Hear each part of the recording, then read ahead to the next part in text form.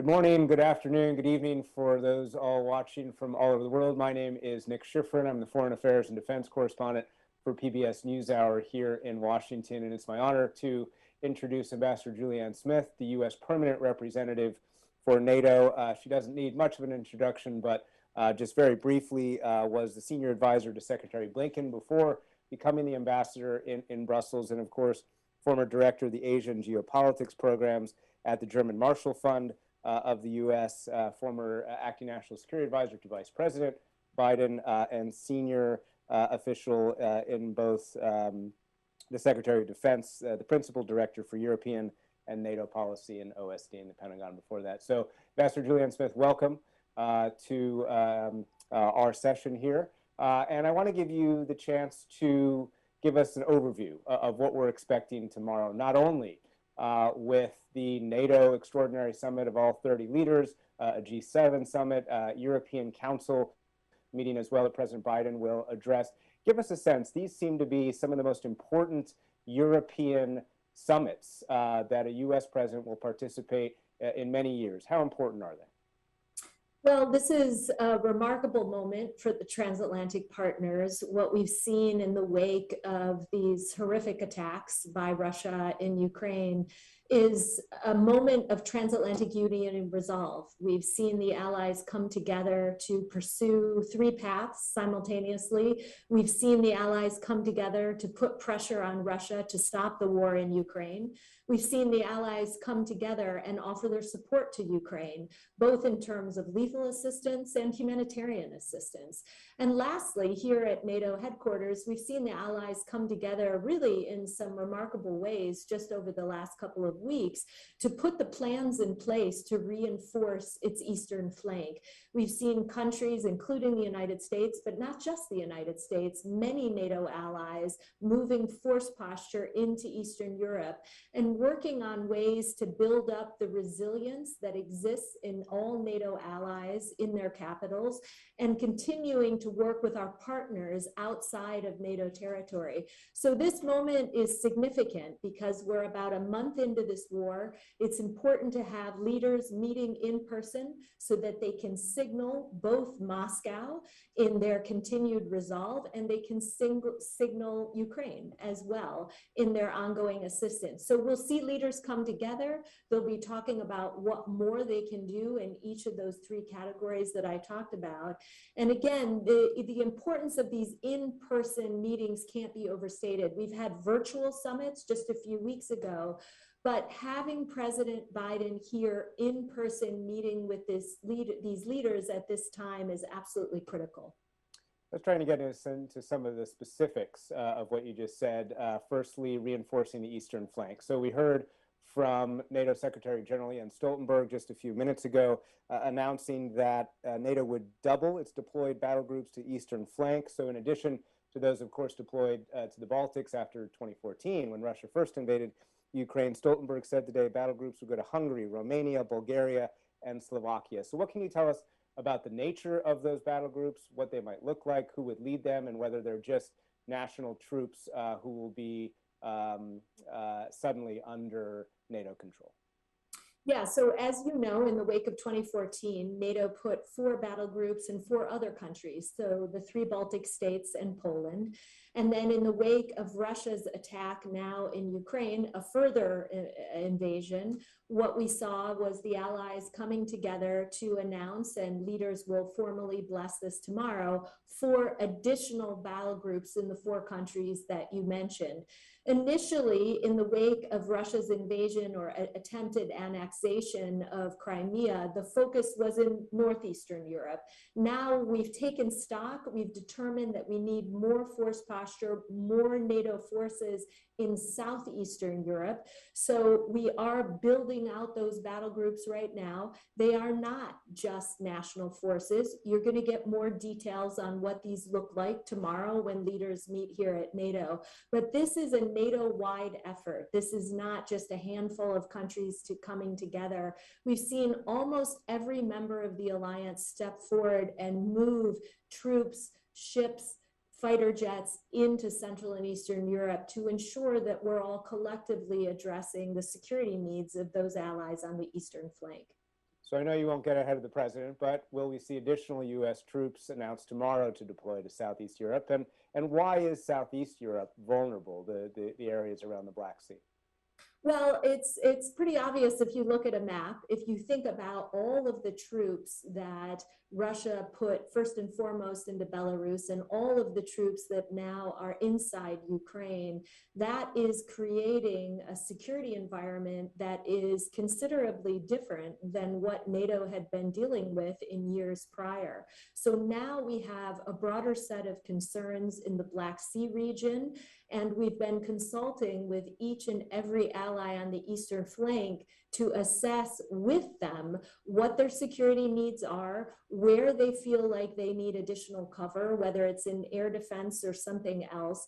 And we've matched those requests with allies that have the posture and the capabilities to move immediately into those countries. So again, I'll leave some of the details for tomorrow, but this is a really important development for NATO now to have these 8 battle groups in Central and Eastern Europe signals a pretty significant shift in NATO force posture. Let's talk about some of the things that perhaps NATO is not willing to do. Poland, who we've mentioned multiple times already, is calling for a, quote, peacekeeping mission in Ukraine. Is that idea dead on arrival? Well, look, what we've done is we've gone to every single ally of the alliance and we've said, everybody bring forward your ideas. We need fresh thinking on what more we can do to either end this war or support Ukraine in this moment. And so each and every day here at NATO, allies come into the room with proposals. You heard that the Poles did propose this particular peacekeeping mission. There are a lot of open-ended questions about it. I wouldn't call it dead in the water. I think allies want to know more about what Poland is suggesting here. At the same time, you've heard President Biden talk about the fact that we will not be sending US forces into Ukraine. And so we'll have to wait and see. Of course, we all want there to be a peace to keep. And we hope that we'll see that in the not too distant future. But we want to encourage this type of fresh thinking. We want allies to feel comfortable bringing ideas into the NAC. That's what this moment requires. And so no one ever shirks or turns away when an ally brings an idea into our discussions here. That's what NATO's about, consulting on a day-to-day basis about how we can do more for Ukraine. Probably don't have to remind this audience what the NAC is, but the North Atlantic Council, of course, that you just mentioned. So some of the other allies have suggested and called for a permanent U.S. presence on the eastern flank. The Baltic leaders certainly have called this. As you know, the NATO Russia Founding Act of 1997 says that, or NATO promised in that act, not to deploy a, quote, permanent presence on the eastern flank. I wonder how you think about this. Is a permanent presence possible, or is what the military calls a heel-to-toe deployment, basically back-to-back deployments, almost preferable, since you wouldn't have to create the infrastructure for families and other things that come with permanent presence? So a couple things on this. First, before Russia went into Ukraine, allies already started moving force posture into Central and Eastern Europe, as we've talked about. And all of those deployments were rotational. We didn't have any NATO allies stepping forward and talking about permanent stationing, including the United States. But now there's another debate that we have to have here inside NATO HQ. And you may hear a little bit more about this tomorrow, but NATO is in the process now of stepping back and thinking more about a medium and longer term force presence in NATO territory on that eastern flank. We don't have all the answers yet. Of course, permanent stationing could be one solution, or persistent rotations as another option that could be on the table. So at this point, what we need to do is have our military commanders give us the best advice that they can, come to us with specific proposals, and then as an alliance, look at what the security environment requires. We don't know how many troops, for example, Russia will keep in Belarus.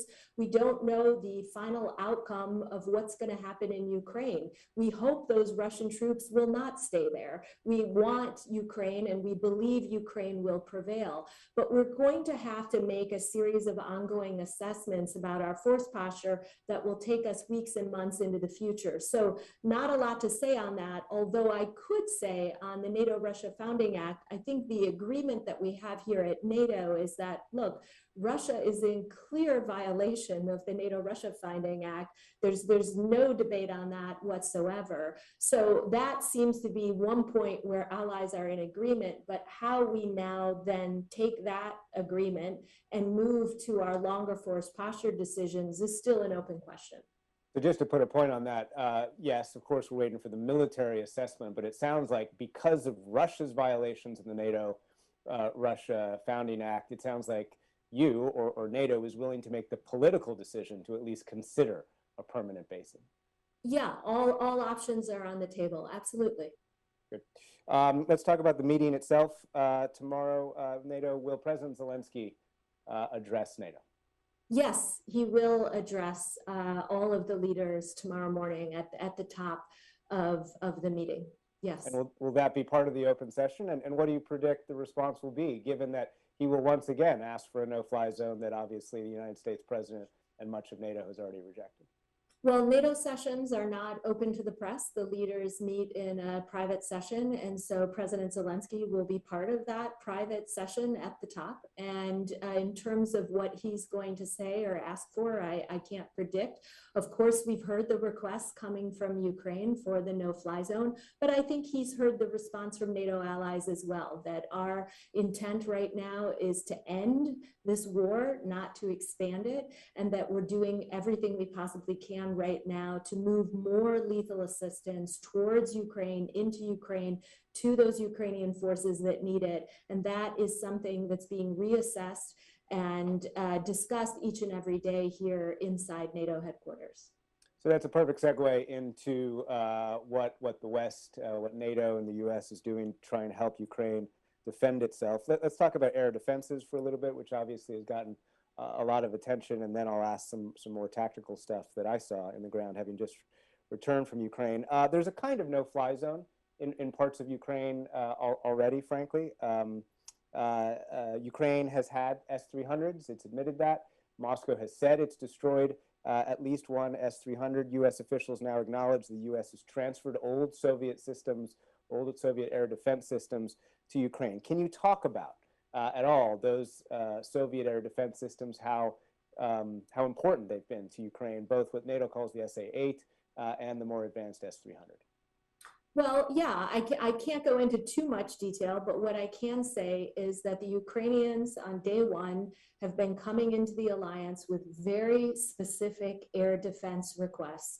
And again, what we do each and every week, because this is an ongoing conversation that we have with Ukrainian leaders constantly, is try and take those requests, match them with allies that have those capabilities that they believe they need. And we've been focusing very heavily on air defense, and we've done a couple of things. We've looked at NATO allies. We've come back to the United States to see what might be offered from us. You know, what can we move into Ukraine? We've also had the Secretary of Defense discussing with his counterparts across Europe what they have in hand. And of course, there are complicating questions where allies, as you know, in the case of the Soviet era MiGs that Poland was thinking about sending Ukraine, there are often associated questions with backfill. And so this is, again, not a snapshot, it's not frozen in time. This is an ongoing, evolving conversation that leaders and ministers are having, it feels like daily. But we do get the sense that we've done a pretty good job of responding to the needs of the Ukrainians, particularly in the area of air defense. And we will continue doing everything in our power to ensure that we can get them what they need quickly. We've done an assessment of how quickly we can get things into Ukraine. We feel confident that what is coming into Ukraine is getting into their hands, that we have effective ways of doing that.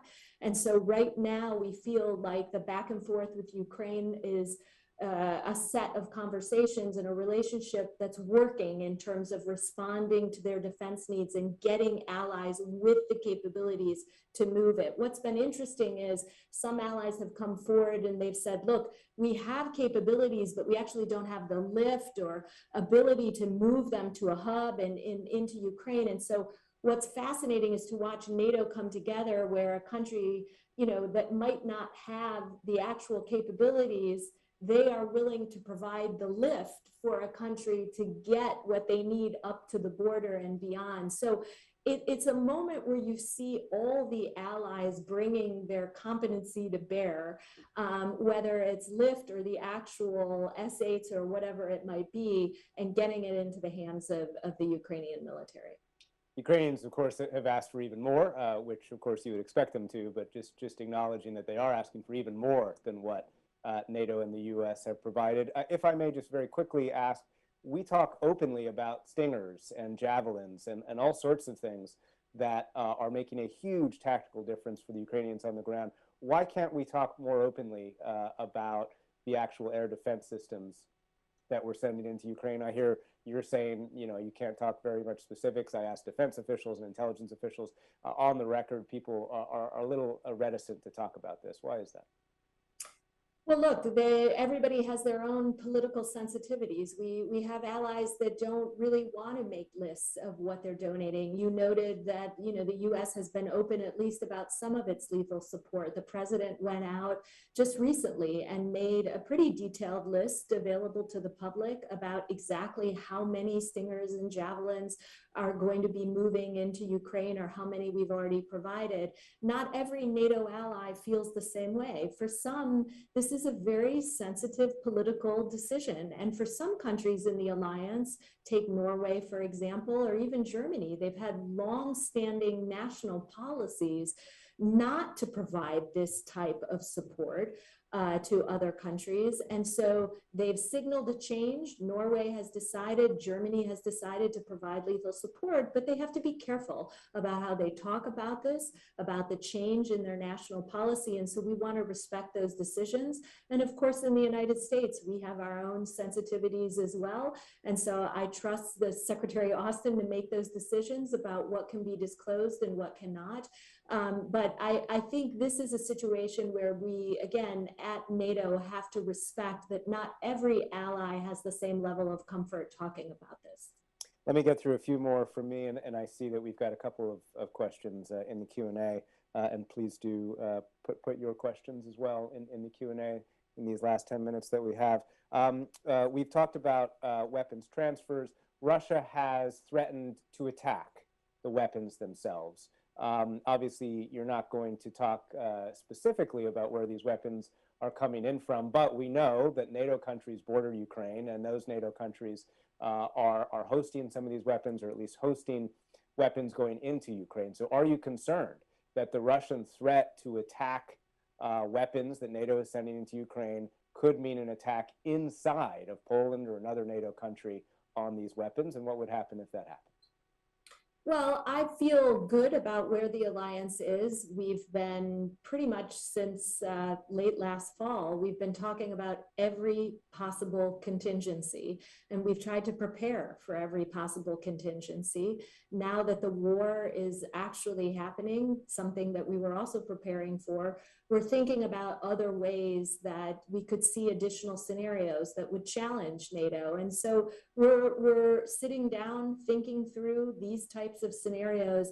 I can't say in any great detail, what specifically a particular hypothetical situation would trigger. But what we want here is for Russia to stop attacking Ukraine. We don't want to see strikes in Ukraine, full stop. We don't want to see strikes on any of the assistance that was coming into Ukraine. And as I noted earlier, we don't want to see this conflict expand at all. But I do feel confident that this alliance right now is united in its determination to protect, as President Biden has stated several times, every inch of NATO territory. And I think one of the reasons why we have significantly bolstered our presence on the eastern flank is to send a pretty clear message to Moscow that we would take any attack on NATO territory very, very seriously. So let me ask a question that I was going to ask, and our friend Kurt Volker also wants me to ask. What can NATO do to deter Putin from using nuclear, chemical, or biological weapons as his conventional military effort is failing? And I'll read to you, President Biden was asked before he left how high the threat of chemical warfare in Ukraine is, and he said, quote, "I think it is a real threat." How high do you think the threat is? Well, I would just quote the president on that. It is a real threat. But one of the things that we've done throughout this conflict, and even before the war started, as you all know, is that the US government, the Biden administration, did something pretty remarkable, and that was that it was determined in the weeks leading up to the actual invasion of Ukraine to share as much intelligence as we could to lay out Russian plans. And that included plans that we thought they had in the works to set some sort of pretext through these false flag operations. Similarly, on the subject of CW, you've heard the administration warn about this as well. We've seen in the past that when Russia makes accusations about us, it often signals that they're about to do something themselves. So in this case, Russia is making some preposterous accusations about either the United States, our intent in terms of biological or chemical weapons, or what Ukrainians are planning and doing, which are equally preposterous. But what worries us about those types of statements and accusations is they may be, again, laying kind of a trap, or not a trap, but a pretext for them to do something more or much worse inside Ukraine. And so we've been warning allies about this. We've been warning the Ukrainians. We've issued warnings to Russia to make sure they understand that they would face serious consequences if they decided to use CW. And we're troubled, obviously, because we've seen Russia use these types of weapons in the past. Russia has relied on chemical weapons and biological, whether you're talking about what they've done to Navalny, what they did in the United Kingdom, their actions in Syria. So their track record is grim on the use of CW. And so it is concerning and something that we continue to look here at NATO. And quickly, since I only have you for another 5 minutes, what about nuclear? We've got Dmitry Peskov telling Christiane Amanpour last night Russia would use nuclear weapons if there was an existential threat to Moscow. Of course, Putin has said that Ukraine poses an existential threat to Moscow. What about that threat? Equally worrying, we don't like to hear any of these threats as it relates to nuclear weapons, and we've warned them about the dangers of relying on nuclear weapons. We think this is very dangerous and could lead to miscalculation. This is absolutely the opposite of what Russia should be signaling right now. We do not want to get into a situation where Russia feels compelled to use these types of weapons. Again, what we want is for Russia to stop the war in Ukraine and stop the nuclear saber rattling. It's extremely troubling. A little bit of a lightning round in our final 3 minutes. My colleague Alex Ward from Politico wants me to ask this question. Do you want to see Secretary General Stoltenberg stay on after his term would end in the fall instead of taking the Norwegian central bank position as he's promised? Well, all I can say about Jens Stoltenberg is he has shown remarkable leadership in the last couple of months. And I think we should all be grateful for what he's done for the alliance over his entire tenure, but particularly in the last couple of weeks. Everybody watching knows that getting 30 allies to agree on a position or a policy is difficult. We all look at the world slightly through a slightly different lens. And his ability to take all those 30 different perspectives and forge consensus has been really impressive. Forgive me for noticing that's not quite a yes or no. I have no news. I have no breaking news on this front. That's what you're looking for. I've got a couple of questions on the MiG-29, including from Hans sorry to pronounce your name probably incorrectly, but Binenjink, is the MiG-29 decision at all open for consideration, or is that one closed? Well, look, again, that's a Polish sovereign decision, and we've made clear that that is something that Warsaw can determine on its own. They brought that idea also into the NAC, and again, we welcome all sorts of ideas on how we can support Ukraine.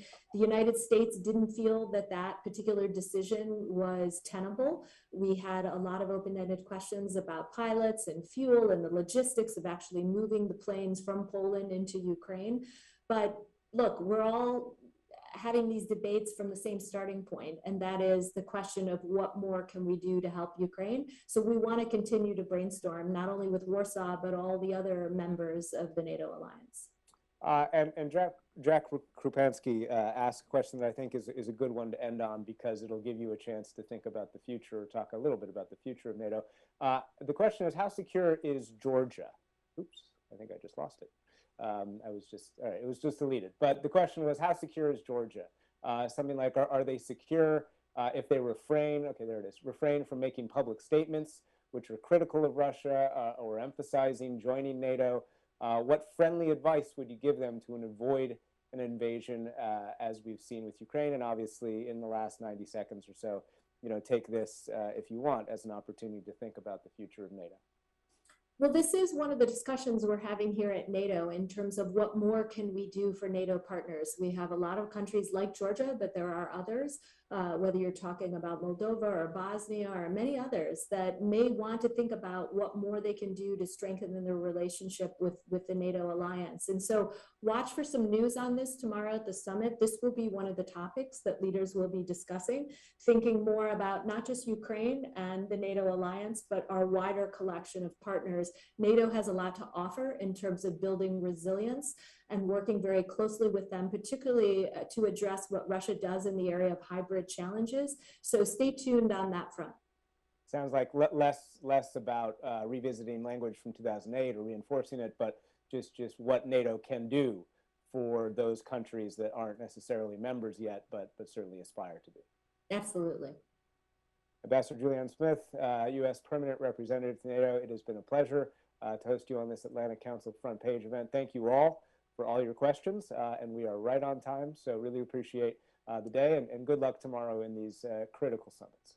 Thank you. Thank you very much. Thanks to the Atlantic Council.